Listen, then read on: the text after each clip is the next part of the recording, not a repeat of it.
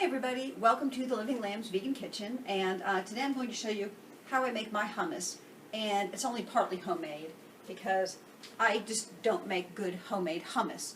And yet if you eat just hummus from the store, it's like a little too salty and a little too oily and a little too everything. So I'm going to show you how I make my hummus, which is a hybrid of the two. And basically you need just 3 ingredients: a container of hummus, and this is 9 ounce, and it can be any flavor you like, a pound of chickpeas, and 4 cups of water. And so it's super simple. Basically, we're going to make the chickpeas, then we're going to blend in the hummus. And so there's spoiler alert. But first we'll soak the beans, and I'll show you how I make beans in my Instant Pot. So I just pour the beans in. And if you want to rinse yours first, you're more than welcome to. I just throw them in there. And then I add to it 4 cups of water. And that's the good amount of water to have very little water left over. It'll cook your beans, and you'll have very little water left over. So I put the chickpeas in there. Put the water in there, put the lid on, and what I do is I set it to cook for 50 minutes. So I hit manual, and then the plus sign until it goes to 50, and then manual again. That keeps it from keeping warm when it's done. And then I set it to start in 8 hours. And so there it goes. In 8 hours, it's going to cut on and cook my chickpeas for me. And then what I'm going to do is, when they're done and the pressure's Thank you. When it's done and the pressure's released by itself, I just let that do natural. I'm just going to take the lid off and let them get completely cool. So I will see you tomorrow after all that has happened. Thanks so much. Bye-bye. Welcome back, everybody. The Instant Pot has done its thing overnight. I just let the beans soak for 8 hours overnight, using the timer on the Instant Pot, and then let the Instant Pot cook the beans.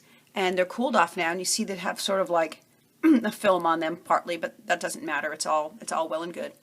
And now I'm going to make the hummus. And basically all I'm going to do is blend these beans and this container of hummus in my food processor, and then we'll have hummus.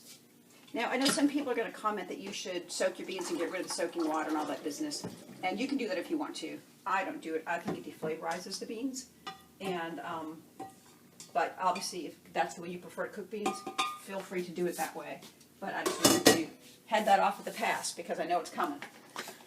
So anyway, I put my chickpeas in there, and now I'm just putting this container of hummus in there. And basically what this does is just kind of, it cuts the salt, it cuts the oil, it cuts the sharpness, and you just get a really delicious beany hummus that is just seasoned perfectly. So, oh, and I do remember, I actually did make some good hummus. I actually have a recipe for some pine nut hummus. It actually came out good, but I don't have pine nuts right now, so there you go. But anyway, that's on the channel too. But this is super quick and easy. So I just put it in my food processor. I stir it around just a little bit so all the hummus container doesn't get flung to the top when the blades run. I put the lid on, and I'm going to blend it. And I usually blend it for a good 2 minutes. So I'll start it blending, and then we'll be back.